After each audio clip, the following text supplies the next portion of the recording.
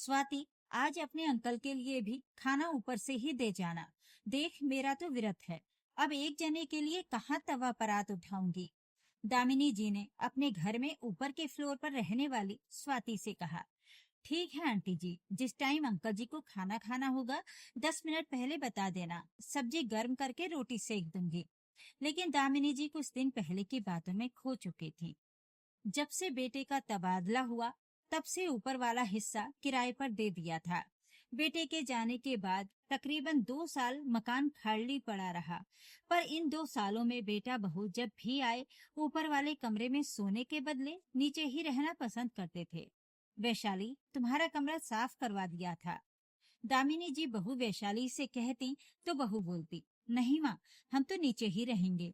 वहां तो अकेले रहते ही हैं। यहाँ आकर भी अगर ऊपर अपने कमरे में चले गए तो घर आने का क्या फायदा। मैं तो आपके साथ ही सोऊंगी। रात में बिस्तर पर लेटकर बातें करने का अलग ही मजा होता है।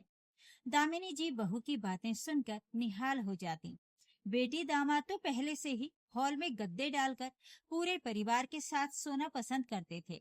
वो अगर बेटी से कहती, सीमा, विनीत जी को तो बेडरूम में सुला दे बेटा, जगह या बिस्तर की कमी थोड़े ही है, अच्छा नहीं लगता।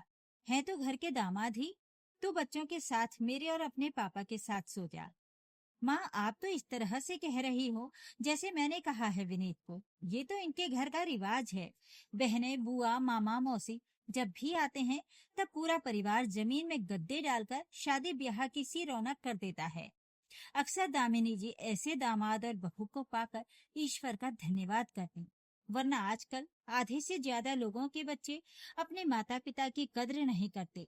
फिर सास ससुर तो भला लगते ही क्या है। खुद वैशाली ने भी ननद सीमा की ही ससुराल में ये चलन देखा था और वापस आकर दामिनी जी से कहा था, माँ, बड़ा ही मजा आया कल रात सीमा दीदी के घर। पहले तो मौसा जी के सामने हिचकिचाहट सी थी, पर फिर अंताक्षरी खेलते खेलते सारी हिचक दूर हो गई। हाँ, विनीत तो यहाँ आकर भी मुझे और तेरे पापा को सबको हॉल में खींच लाते हैं। दामिनी जी गदगद थी। बेटे के जाने के बाद कोई एक दिन भी ऊपर नहीं सोया। जब बच्चों ने कहा कि किसी को किराए पर दे दो, तो दामिनी जी और उनके पति ने भी सोचा कि साफ सफाई भी होती रहेगी और किसी परिवार के आ जाने से मन भी लगा रहेगा। बस खाली है का बोर्ड लगाते ही अगले दिन किसी शोरूम में काम करने वाला सेल्समैन शिवम अपनी पत्नी स्वाति और छोटी सी बेटी के साथ मकान देखने आ गया।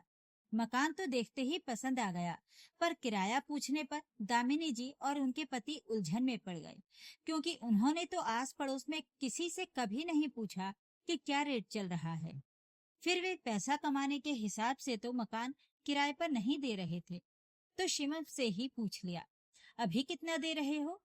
अभी तो अंकल जी मैं 3,000 दे रहा हूँ एक कमरे का, पर मैं 3,000 से ज्यादा दे नहीं पाऊंगा। कुल 15,000 रुपए मिलते हैं मुझे। आपका मकान तो ज्यादा का है, कोई और देखना पड़ेगा मुझे तो। आंटी जी, पहले अंकल जी के लिए रोटी बना दूं या कपड़े धो लूं? स्वाति की आवाज सुनकर वे अपने ख्यालों से बाहर आए। कपड़े धो ले, अभी 11 बजे से पहले नहीं खाएंगे, कहकर दामिनी जी फिर से ख्यालों में खो गईं। उस दिन तो शिवम और स्वाति को ये कहकर भेज दिया कि घर में बात करके फोन कर देंगे। शाम को जब बच्चों से बात की तो उन्होंने कहा, माँ, इतना क्यों सोच रही हो? खाली पड़े रहने से तो अच्छा है कि किराए पर दे दो, आपका भी मन लगा रहेगा। ज्यादा बड़ा परिवार भी नहीं है। बस अगले ही दिन शिवम को फोन कर दिया। शिवम ने उसी दिन शाम को आने की बात पूछी तो दामिनी जी चिंतित होकर बोले, पर अभी तो हमारी बहू का सामान कमरे में है। कोई बात नहीं आंटी जी, आपको जब मौका मिले उतरवा लेना। अगर आपको ऐतराज ना हो तो हम आज ही आ जाएं? शिवम ने पूछा तो दामिनी जी बोली, पर बेटा, हम अपना सामान बाहर छत पर खुले में नहीं डालेंगे। नहीं नहीं आंटी जी, भाभी का सामान खुले में क्यों रहेगा? जब तक आप उनका सामान नीचे उतरवाओगी, तब तक हम केवल जरूरत का सामान ही खोलेंगे। और उसी शाम शिवम गिने चुने सामान के साथ आ गया। अजी, इनके पास तो कुल 4 डिब्बे हैं, 2 फोल्डिंग हैं, 4 प्लास्टिक की कुर्सियां, बहू का बेड, ड्रेसिंग टेबल और टीवी ऊपर ही रहने दूं क्या? क्या घिसता है? बहू ने आज तक तो कभी तेरा मेरा किया नहीं। फिर नीचे चारों कमरों में बेड पड़े हैं, कहाँ रखवाएंगे? दामिनी जी ने पति से कहा। देख लो, एक बार बात कर लेना बहू से, उसके मायके का सामान है। नहीं तो ऐसा करो कि अपना पुराना बेड ऊपर रखवा कर ये नीचे उतरवा लो, उन्होंने सुझाव दिया। और सुनो, पुराना फ्रिज भी ऊपर ही रखवा देंगे, हम कहाँ बरतते हैं। पानी की 2-4 बोतलें पड़ी हैं। बहू बेटे से बात करके दामिनी जी ने बहू का सामान वहीं छोड़ते हुए स्वाति से कहा, देखो बेटा, बहू के मायके का सामान है, अपना मानकर इस्तेमाल करना। और 2-3 मजदूर बुलवा कर फ्रिज भी चढ़वा लो। जब बच्चे आते हैं तो छोटा पड़ता था, इसलिए बड़ा फ्रिज लेना पड़ा। जी आंटी जी, आपको कोई शिकायत का मौका नहीं मिलेगा। इस तरह शिवम और स्वाति के आ जाने से घर में रौनक के साथ साथ दामिनी जी को उनका सहारा भी हो गया। आंटी जी, बाजार जा रहा हूँ, कुछ मंगवाना है क्या? अंकल जी, आइंदा आप गाड़ी नहीं धोएंगे, मुझे बता दिया करें, मैं टाइम निकाल कर अपने आप धो दूंगा। स्वाति, अंकल जी आज किसी फंक्शन में जा रहे हैं, तो आंटी जी को खाना ऊपर से ही बनाकर खिला देना। दोनों परिवार इस तरह घुल मिल गए कि दामिनी जी और उनके पति को एहसास तक नहीं होता था कि बच्चे बाहर हैं। यहाँ तक कि बहू बेटे या बेटी दामाद के आने पर भी शिवम और स्वाति भाभी भैया तथा दीदी जी जो कहते नहीं थकते थे। जब साल में एक बार छठ के पर्व पर शिवम अपनी बीवी बच्चे के साथ तकरीबन 1 महीने के लिए अपने घर जाता, तो अपने बच्चों की उपस्थिति में भी दामिनी जी और उनके पति को शिवम स्वाति की कमी खलती। माँ, मैं तो सोच रहा हूँ कि किसी तरह अपना ट्रांसफर यहीं करवा लूं। मुझे तो बस इस शिवम से जलन होने लगी है, ये तो मेरी माँ छीन रहा है। बेटा, बनावटीपन से कहता तो दामिनी जी हंसते हुए कह, पगला, माँ भी कभी छीनी जा सकती है भला। इसी तरह हंसी मजाक में कब 6 साल बीत गए पता ही नहीं चला। इस बीच 2 ऐसे मौके पड़े जब शिवम और स्वाति ने केवल दामिनी जी और उनके पति को ही नहीं, बल्कि विशाल वैशाली तथा सीमा विनीत के मन में भी छोटे भाई का स्थान बना लिया।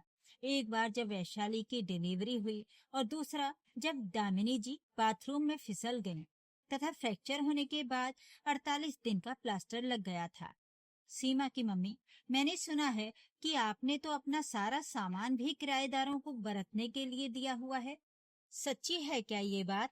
एक दिन पड़ोसन की बात सुनकर दामिनी जी को याद आया कि सचमुच शिवम और स्वाति तो किराएदार हैं। हाँ, वो नीचे जगह ही नहीं थी बेड रखने की, और फ्रिज तो पुराना है, टीवी दीवार पर पहले से ही टंगा था। ना तो देखो हमने कभी किराएदार माना, और ना ही इन्होंने। परदेश में 2 वक्त की रोटी के लिए आता है आदमी, हमारे बच्चे भी बाहर रहते हैं, इनके रहते विशाल और वैशाली भी हमारी ओर से निश्चिंत हैं। क्या दे रहे हैं 2 कमरों के सेट का? दामिनी जी ने बात पलटने के इरादे से कहा। अभी तो बताया ना कि हमारे यहाँ किराएदार वाला हिसाब नहीं है।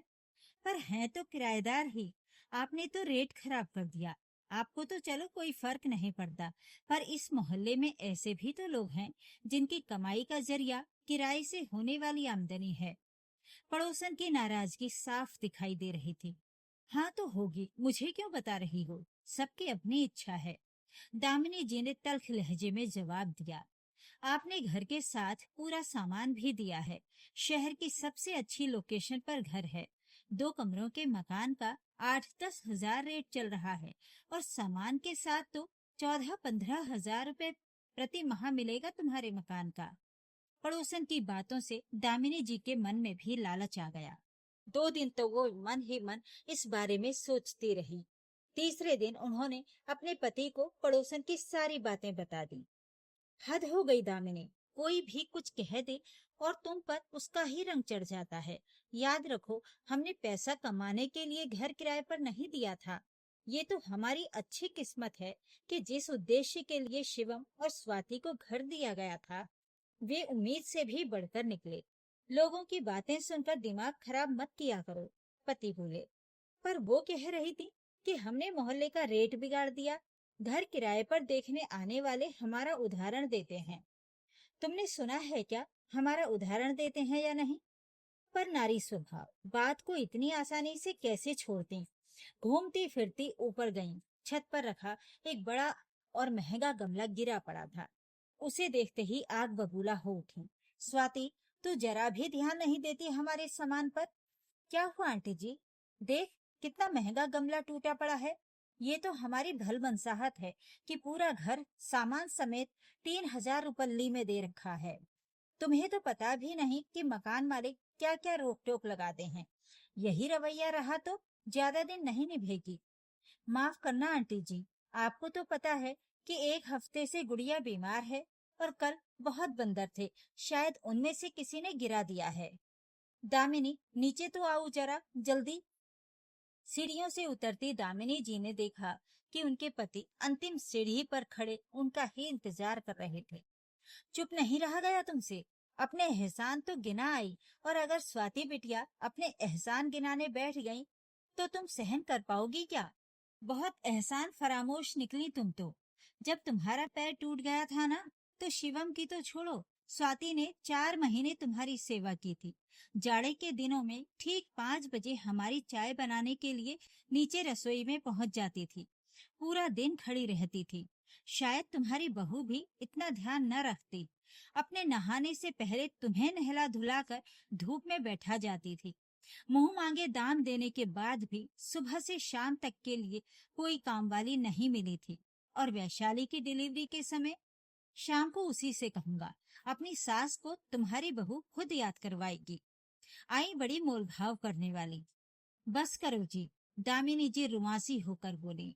सचमुच उन्हें अफसोस हो रहा था कि शिवम और स्वाति के लिए पड़ोसन द्वारा इस्तेमाल किए किराएदार शब्द को उन्होंने कैसे सहन कर लिया। वे तुरंत ऊपर गए और स्वाति को आवाज लगाकर बोली, स्वाति, इस बार जब माली आएगा तो सारे गमले दीवार के पास से हटवा देना। ये मरे बंदर बहुत नुकसान करने लगे हैं। ठीक है आंटी जी, याद दिलवा दूंगी आपको। क्यों, तू नहीं कह सकती? आंटी जी, मकान मालिक तो आप ही हैं। मैं किस अधिकार से मालिक को कहूंगी? नहीं स्वाति, तुम दोनों किराएदार नहीं, किसी जन्म के बच्चे हो हमारे। बेटा, कभी कभी हमारी बुद्धि भ्रमित हो जाती है और हम दूसरों की बातों के प्रभाव में आ जाते हैं। और सुन, ये तेरे मेरे बीच की बात थी जो सुलझ चुकी। खबरदार, शिवम को बीच में लाने की जरूरत नहीं है। कुछ बातों पर मिट्टी डालने में ही अक्लमंदी होती है, वरना बाद में अफसोस करने के अलावा कुछ हाथ नहीं आता। मैं गैस पर चाय चढ़ाती हूँ, तो गुड़िया को लेकर नीचे आ जा, वहीं बैठकर बात करेंगे। और हमेशा की तरह जी आंटी जी कहकर स्वाति गुड़िया को लेकर सीढ़ियां उतरने लगी। दामिनी जी ने मुस्कुराते हुए चाय का बर्तन गैस पर चढ़ा दिया। आज उन्हें ये बात पूरी तरह समझ आ चुकी थी कि हर रिश्ता केवल पैसों या कागजी समझौतों से नहीं आंका जाता। स्नेह, सेवा और आत्मीयता से बंधे अनमोल रिश्तों की कोई कीमत नहीं लगाई जा सकती। बाहरी दुनिया की बातों में आकर यदि हम स्वार्थ या लालच को अपने मन में जगह देते हैं, तो हम उन सच्चे रिश्तों को खो बैठते हैं जो मुश्किल समय में हमारे ढाल बनते हैं। जीवन में कभी कभी भूल इंसान से ही होती है, लेकिन अपनी गलती को समय रहते समझकर अपनों को दिल से लगा लेना और छोटी मोटी बातों पर मिट्टी डाल देना ही रिश्तों की मिठास और परिवार की शांति को उम्र भर बनाए रखता है। दोस्तों, दिल को छू लेने वाली ये कहानी आपको कैसी लगी, कमेंट करके जरूर बताइएगा। वीडियो को लाइक करें, शेयर करें और मेरे चैनल को सब्सक्राइब भी जरूर कर लीजिएगा। धन्यवाद।